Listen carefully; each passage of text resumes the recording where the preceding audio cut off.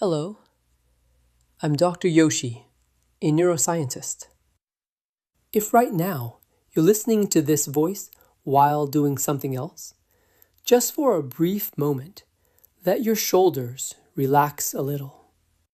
This show is not to work harder nor to change yourself. It's simply a place to take back the wheel of your life with your own brain. Today is Chapter 1. The theme is, why does our life, without us noticing, slip into autopilot mode? Picture this for a moment. You wake up in the morning, you reach for your phone. Notifications, news, social media, videos, ads.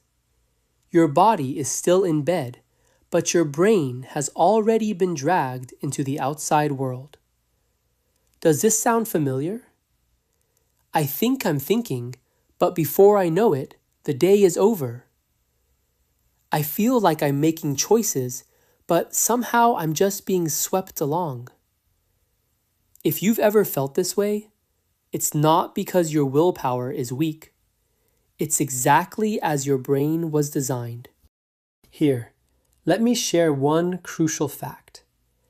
The environment in which the human brain evolved and the volume of information in modern society are no longer the same world. What the brain was designed for? Relationships with a few dozen people, limited choices, slowly changing environments. In other words, decision-making in a quiet forest. But now, what about us? Information updated every few seconds, headlines designed to provoke emotion, social media that invites comparison.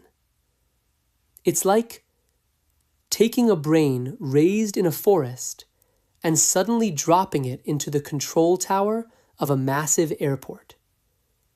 Radio chatter that never stops, lights that keep flashing, countless instructions demanding simultaneous decisions. Naturally, the brain cannot operate at full capacity. So what strategy does the brain adopt? It's autopilot mode. Autopilot doesn't mean you stop thinking. It means choosing routes that don't require thinking. Thoughts that worked in the past, familiar reactions, emotionally comfortable decisions, the brain hands over the steering wheel to these patterns because the brain's top priority is not happiness, but survival. The known over the unknown, reflex over deep thought. This is not laziness. It's an exceptionally efficient survival strategy. There's another point that's extremely important. To the brain, information is not facts. The brain stores information paired with emotion. You watch the news and feel anxious. You check social media and feel rushed.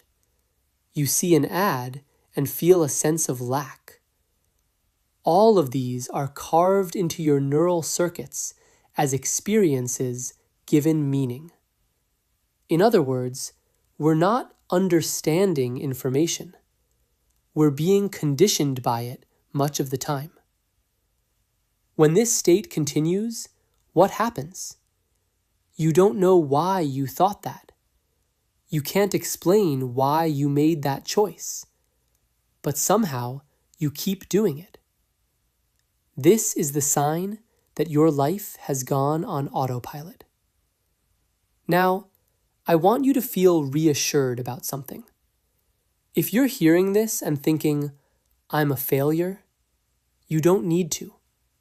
Instead, say this to yourself. I've endured this far. Well done. That's not weakness. That's adaptability. In an overwhelming volume of information, your brain has been working desperately to protect you. It's just that the way it protected you no longer fits your life now. like training wheels on a bicycle that eventually become obstacles. The purpose of this podcast is not to forcibly remove the training wheels. First, it's simply to notice that you're currently on autopilot.